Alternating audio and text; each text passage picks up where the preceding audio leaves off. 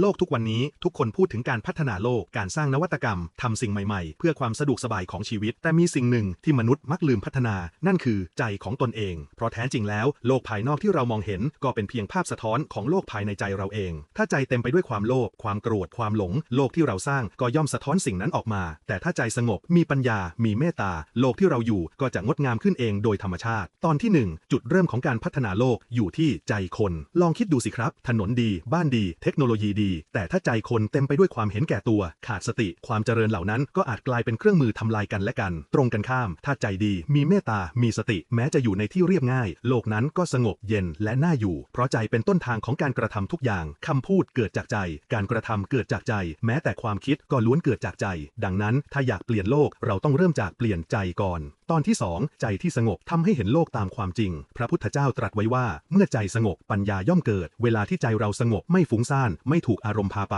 เราจะมองเห็นสิ่งต่างๆชัดขึ้นเห็นเหตุเห็นผลเห็นว่าทุกอย่างมีที่มาและมีที่ดับเหมือนน้ำในบ่อถ้าน้ำขุ่นเรามองไม่เห็นก้นบ่อแต่ถ้าน้ำใสเรามองเห็นชัดเจนใจคนก็เช่นเดียวกันถ้าใจเต็มไปด้วยความคิดวุ่นวายโลภโกรธหลงย่อมมองไม่เห็นความจริงของชีวิตแต่เมื่อใจนิ่งสงบมีสติรู้สึกตัวเป็นประจำปัญญาจะค่อยๆปรากฏขึ้นเองตอนที่3เมื่อปัญญาเกิดการกระทำย่อมถูกต้องใจที่สงบย่อมนำมาซึ่งปัญญาและปัญญาจะนำมาสู่การกระทำที่ถูกต้องไม่ใช่ถูกต้องตามอารมณ์แต่ถูกต้องตามธรรมตามเหตุผลตามความจริงเมื่อใจเรามีปัญญาเราจะรู้ว่าข้อ1การพูดแบบไหนสร้างสันติ2การทำแบบไหนไม่เบียดเบียน3การอยู่ร่วมกับผู้อื่นอย่างไรให้เกิดความสุขทั้งตนและคนรอบข้างนี่แหละครับคือการพัฒนาโลกอย่างแท้จริงไม่ใช่การสร้างสิ่งของแต่คือการสร้างคุณภาพของใจที่งอกงามตอนที่4โลกภายนอกดีได้เพราะใจภายในดีหลายคนพยายามเปลี่ยนโลกด้วยการตำหนิคนอื่นแต่ลืมเปลี่ยนใจตัวเองพอไม่เปลี่ยนใจโลกก็ไม่เปลี่ยนแต่ถ้าเราหันกลับมาฝึกใจเริ่มจากรู้สึกตัวในปัจจุบันขณะให้ได้